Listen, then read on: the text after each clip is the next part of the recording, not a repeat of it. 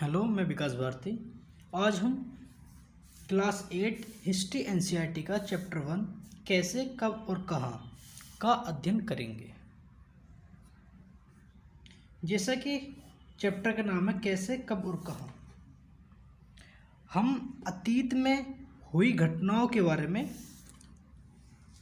जानते हैं इतिहास के माध्यम से। इतिहास में जो तारीख होती है, तारीख का एक बहुत महत्वपूर्ण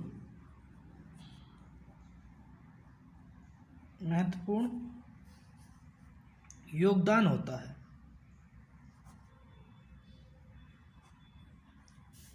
तारीख के माध्यम से हम अतीत में हुई घटनाओं के बारे में जानते हैं, लेकिन कुछ लोगों का मानना होता है कि इतिहास केवल तारीखों के माध्यम से ही जान सकते हैं, तारीखों के माध्यम से ही इतिहास जान सकते हैं। इतिहास में तारीखों का योगदान होने के कारण कुछ लोग इसको बोरिंग सब्जेक्ट मानते हैं, उबाऊ मानते हैं। लेकिन क्या इतिहास केवल तारीख को रटना है या तारीख को रटना है? लेकिन ऐसा नहीं है। इतिहास में हम केवल तारीखों को नहीं रटते, इसके साथ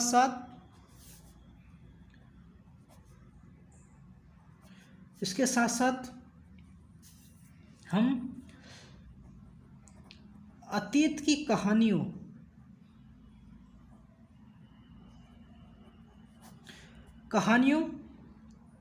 के बारे में भी पढ़ते हैं। इतिहास जो होता है वो तारीख और प्लस कहानी, उस समय की कहानी और उस समय की तारीख दोनों का सामंजस्य होता है। या हम कह सकते हैं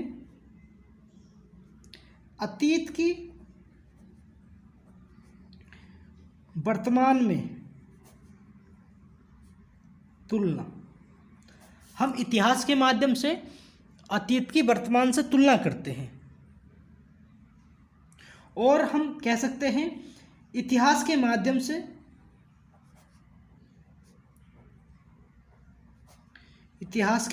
से अलग अलग समय पर होने वाले बदलावों के बारे में जानते हैं, होने वाले बदलावों के बारे में जानते हैं। इतिहास के बारे में हम इन सभी घटनाओं को जानते हैं। अब इतिहास में हम देख लेते हैं कि तारीखों का क्या महत्व है। इसमें कौन सी तारीख किस तरह से हम याद करते हैं? कौन सी तारीख है? जैसा कि हम जानते हैं कि हमारे देश पर अंग्रेजों का शासन रहा। अंग्रेजों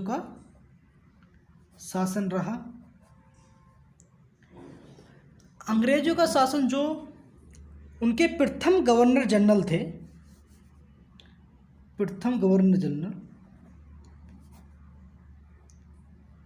जिनका नाम वॉरेन हेस्टिंग था।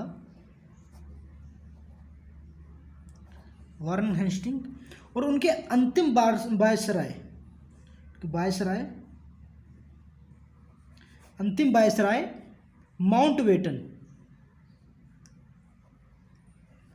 माउंटबेटन तक हम अध्ययन करते हैं।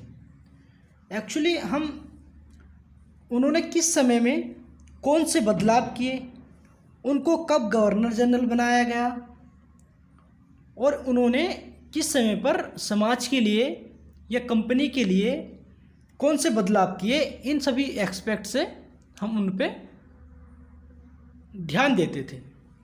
हम इनके ज़रिए इतिहास के बारे में जानते थे। क्योंकि जब हम इतिहास लिखते हैं,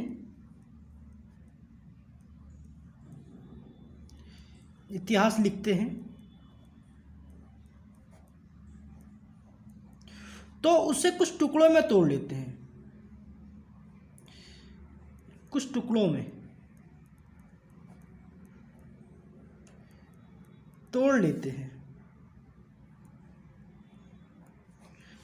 टुकड़ों में हम इसे तोड़ते हैं, इसके टुकड़ों में तोड़ने के कारण क्या होता है, हम इसको टुकड़ों में तोड़ने के कारण आसानी से इसको समझ सकते हैं और इसमें सामंजस्य बना सकते हैं।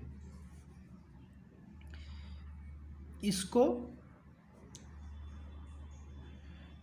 टुकड़ों में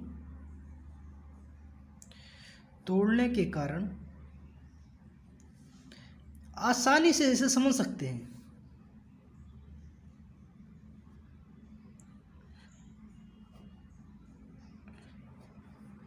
और इसमें जो इतिहास को जो बोरिंग सब्जेक्ट माना जाता है, इसमें सामंजस्य स्थापित कर सकते हैं।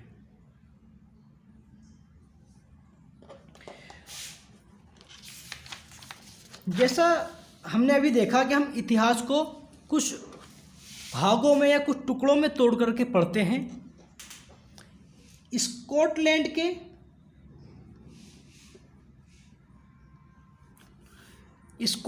के एक अर्थशास्त्री और राजनीतिज्ञ थे,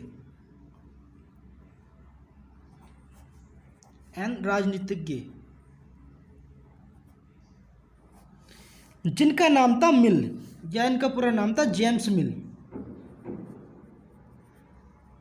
उन्होंने 1817 में इतिहास को, हमारे भारतीय इतिहास को, या कह सकते हैं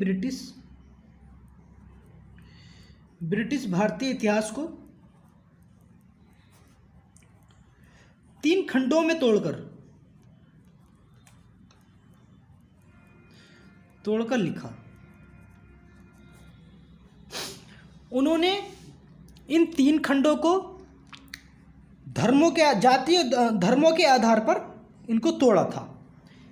पहला था हिंदुओं का इतिहास, दूसरा था मुस्लिम का इतिहास, और तीसरा था हमारा ब्रिटिश इतिहास। इन्होंने भारतीय इतिहास को 3 भागों में तोड़ दिया: हिंदुओं का इतिहास, मुस्लिम का इतिहास और ब्रिटिश इतिहास। जबकि ये विभाजन सही नहीं माना जाता, क्योंकि केवल हम एक समय में एक ही जाति या एक ही धर्म के बारे में अध्ययन नहीं कर सकते। क्योंकि पहले भारत पर हिंदू शासकों का शासन रहा, उसके बाद मुस्लिमों का शासन रहा भारत पर, और लास्ट में ब्रिटिशों का शासन रहा। तो जेम्स मिल ने इसी आधार पर इसको तोड़ दिया था। लेकिन बाद में कुछ इतिहासकारों ने इसका सही विभाजन किया, जिसको प्राचीन भारत का इतिहास और मध्यकालीन भारत का इतिहास और आधुनिक भारत का इतिहास में तोड़ा।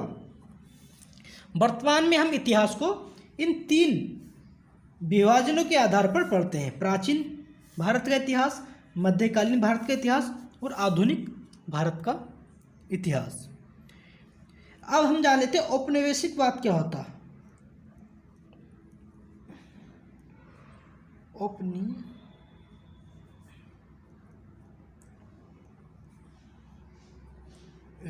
औपनिवेशिक क्या होता है? औपनिवेशिक के अंतर्गत जब एक देश दूसरे देश के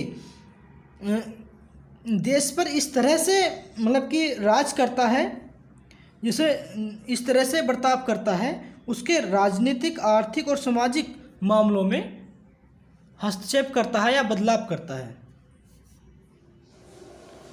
जब एक देश